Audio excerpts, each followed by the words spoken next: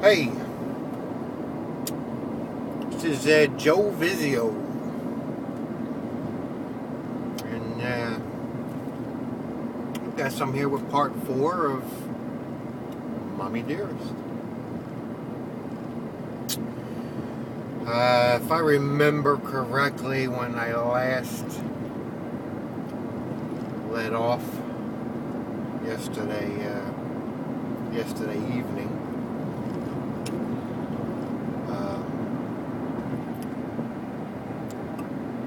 I got to the point where, I was talking to my mother after like a 3-year absence, and how I was feeling when I found out how close she was actually living to me. It was only an hour or so drive from where I was living.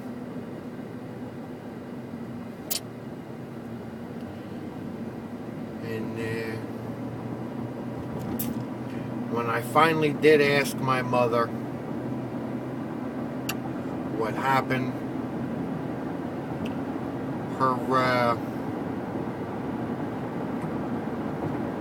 she said she was trying to find me.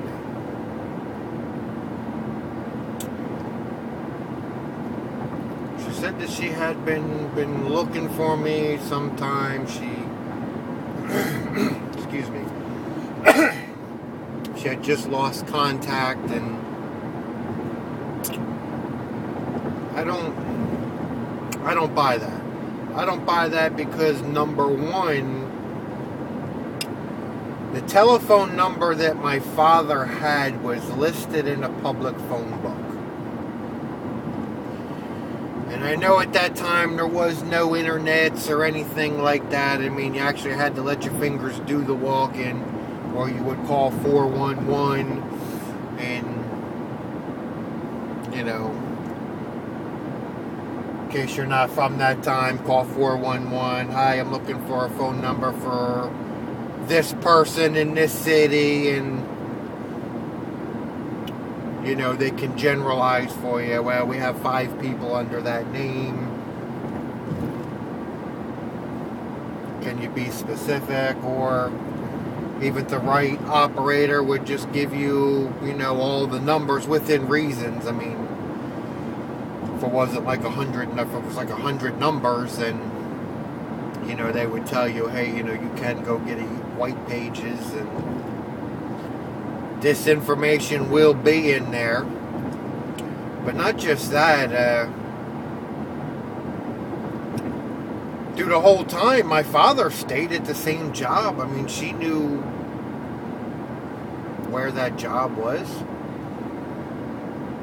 It's not like she didn't have any information at all. And even, at the time that I was living in that little apartment that I said was in the ghetto, and for those of you who are familiar with the area, we're talking about Orlando, Americana, and Rio Grande area. So if you're from here or you know the area, you know what I'm talking about. But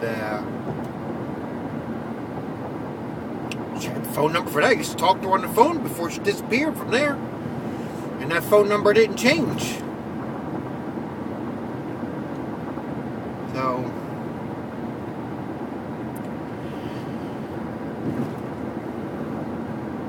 she said that she just had a breakdown and she needed to get away. That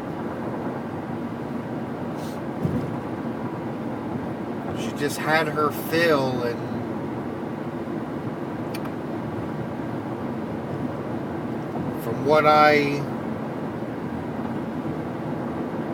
from what she told me, and I asked her what was the story with my grandfather,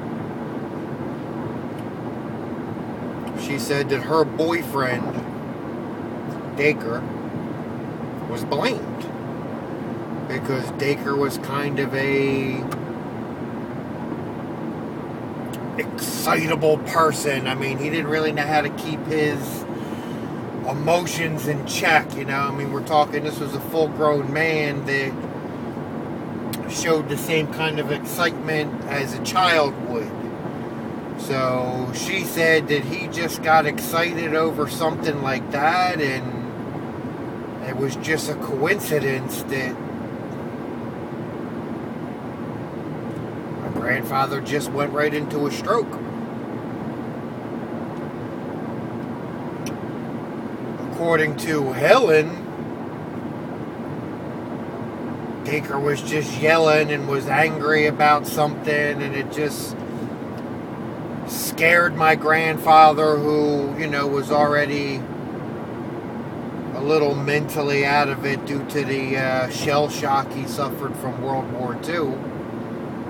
I guess, you know, as he got into his old age, you know, just kind of like you see one of our soldiers now on the 4th of July, you know, one of our soldiers that have seen heavy combat.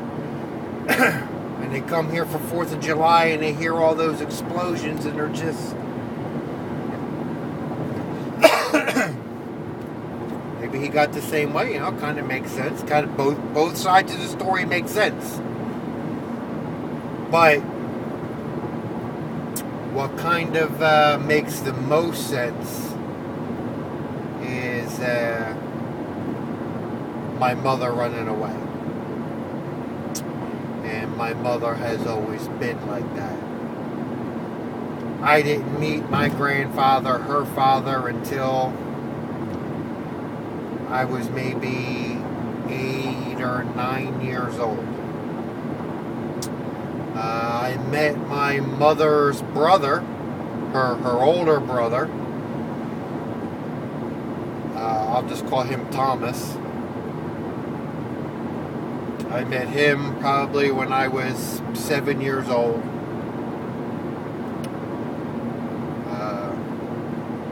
I guess she had just talked to him on the phone one day, and next thing I knew, we were standing up on the boulevard, and he was a truck driver, and he had met my mom there to see her, and that was the first time I got to meet him, at least that I knew of. And I always knew my mother's sister. You know, she was somebody that through my early childhood my mother kept in contact with. Didn't really know my mother's brother Thomas, or the younger brother that had, you know, bought the house that I was speaking of earlier. We'll call him James.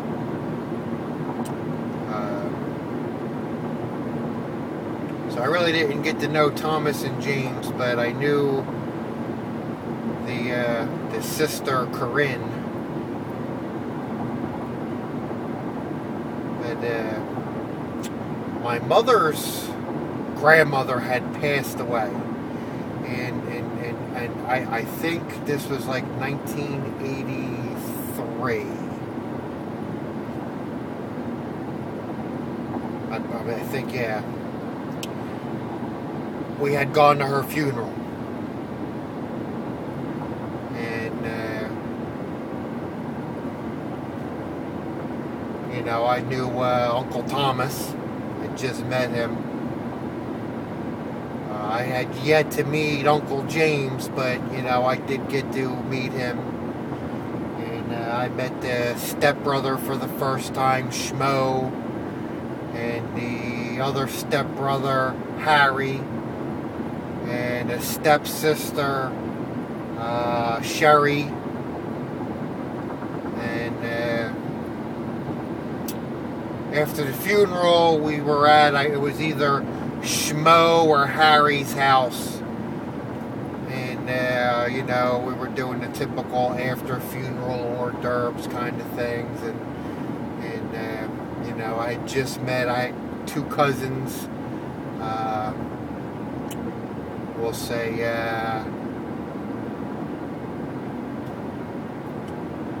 we'll just call him Tom Jr. And a female cousin.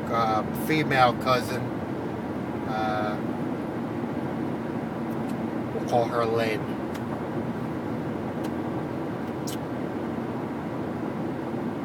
And we're sitting there in front of the TV, and Smokey and the Bandit was on.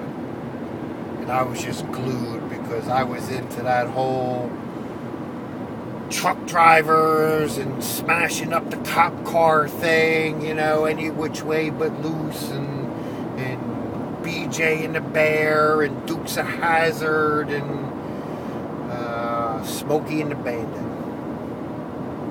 So I'm watching Smokey and the Bandit, and I hear this voice come over my shoulder.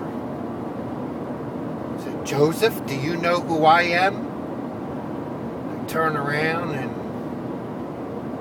here sits this old man. And he says, "I'm your grandfather."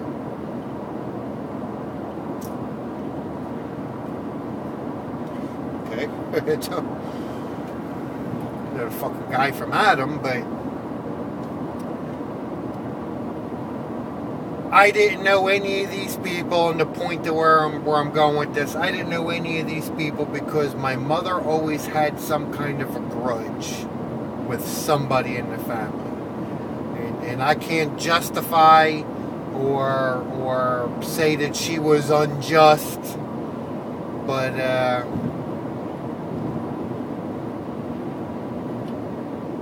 I didn't know any. I didn't know my cousins or anything. You know, I knew Aunt Corinne, and Aunt Corinne had 2 girls.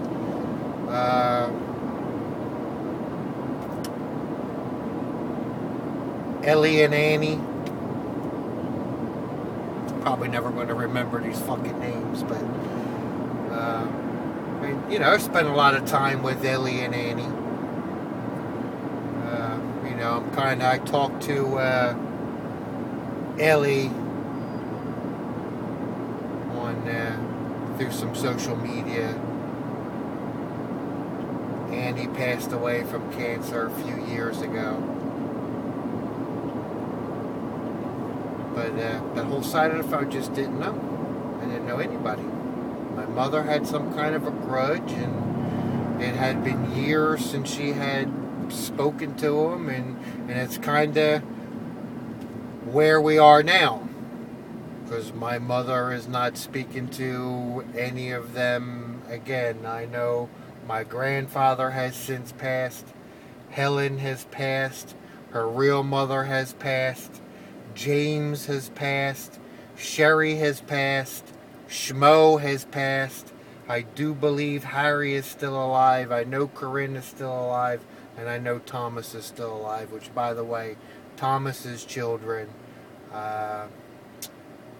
Thomas Jr. and Lynn, have absolutely nothing to do with him, and a lot of that happens to be along the same lines that I am at now. They have gone into deep no contact, and I mean they don't even contact any of us. And us cousins and all, we would really like to get together sometime, including Thomas Jr. and Lynn, and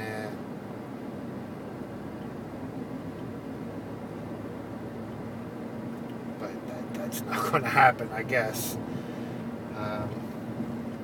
My Aunt Corinne did have 2 older boys.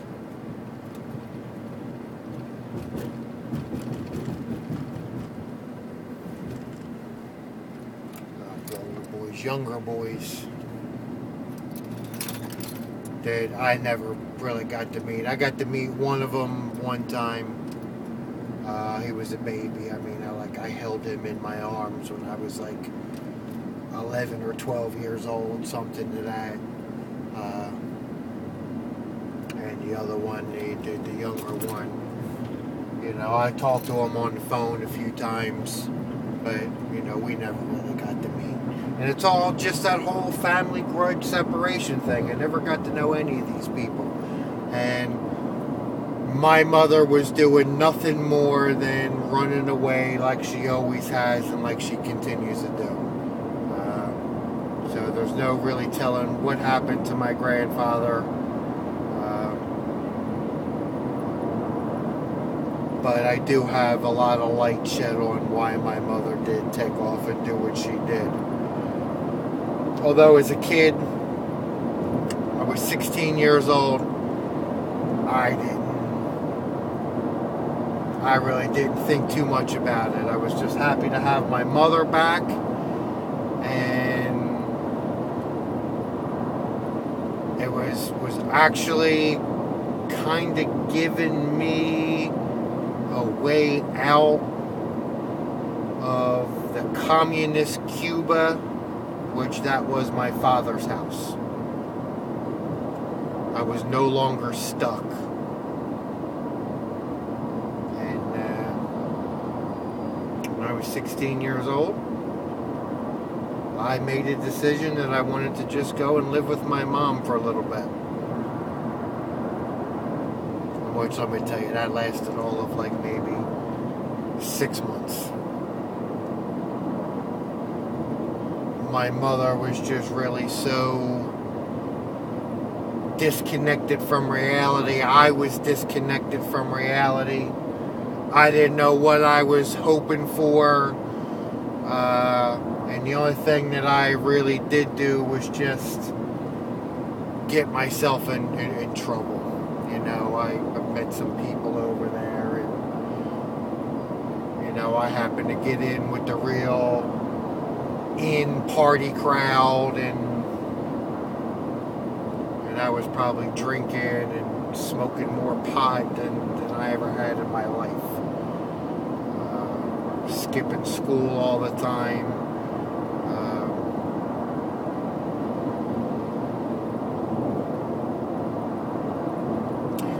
I kind of went into that rebellion.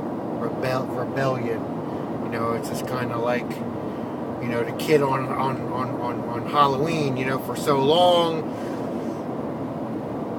I wasn't allowed to have any chocolate, and then Halloween came, which was me going to my mother's house, which was just, you know, my mother was always at work.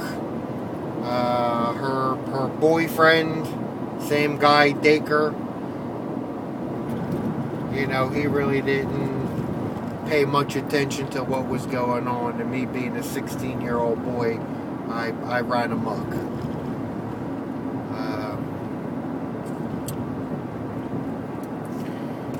And just typical of my mother and how she just always gave up. There was one time in particular I was just out partying with the friends, and I was going to stay at a friend's house, and, you know, one of the parties that we were at ended up getting busted up by the cops, and everybody, you know, just kind of scattered and got separated. And, you know, I had another person I knew who drove me over to where my friend lived, which was, you know, just across this field from where my mother lived. You know, my friend lived in this apartment complex, and, you know, my mother was just in a single wide trailer in this trailer park. So when I got dropped off over there at the apartment complex, you know, the guy I was with really didn't know where my friend lived, and I was, honestly, I was so drunk, I didn't know my ass from a hole in the ground. So, you know, I mean, I got out, thank you very much.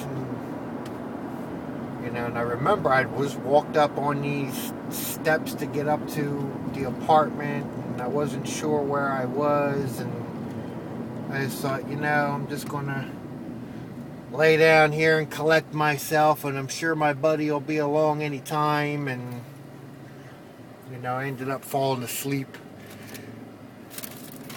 Wake up a little while later only to realize that I was just like on the whole other side of the fucking apartment complex. So I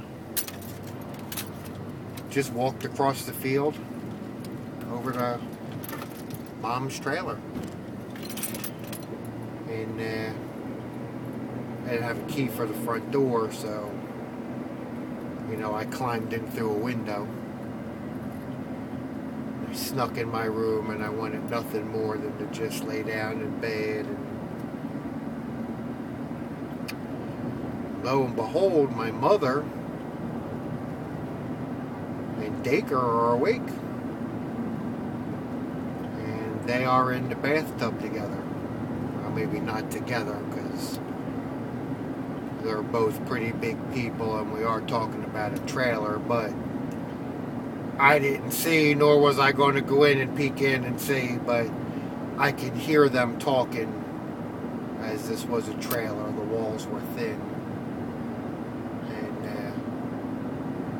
you know, my mother is talking about how much stress that she feels like she's under, and Dacre's telling her, you know, it's Joey, it's that little fucker Joey. I don't know why you ever invited him to live here. He's just, you know, causing nothing but trouble in our lives. And I think that's the moment right there that I realized, you know, I didn't know what I expected it to happen, but it wasn't going to happen. And as much of a hard ass as what my father was, you know, I was probably better off there, because at least if I was there, I wasn't going to end up fucking dead. And, you know, of course, the next day when I confronted my mother about what she had said, you know, first I got the third degree for eavesdropping, which, I mean, it wasn't eavesdropping, it's just, you know, my room was right next to the bathroom. It was a shitty fucking trailer with thin walls. Of course I could fucking hear what's going on. But, and she's the one that suggested first, you know, maybe it's best that you just go ahead and go back to your father's.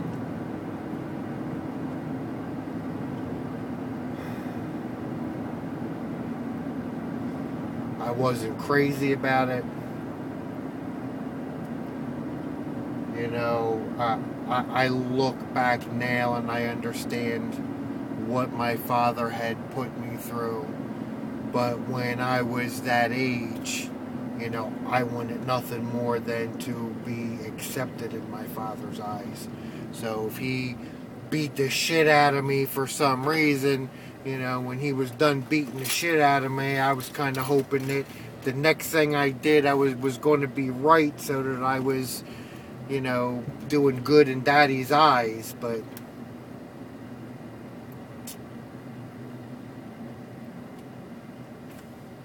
yeah, I ended up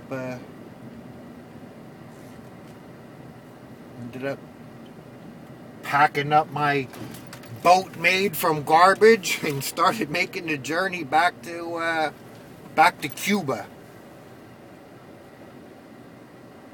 So, you know, I'll always be the first one to admit, I mean, I wasn't a bad kid. There was far worse out there, a lot worse than I was out there than what I was. But, you know, I do understand that I was the type of person that I did need some structure in my life. And even at 16 years old, I was smart enough to recognize that, you know, I do need some rules. And back I went. So,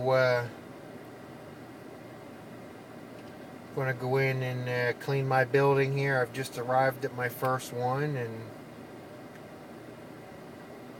I'm either going to make the next part of Mommy Dearest, or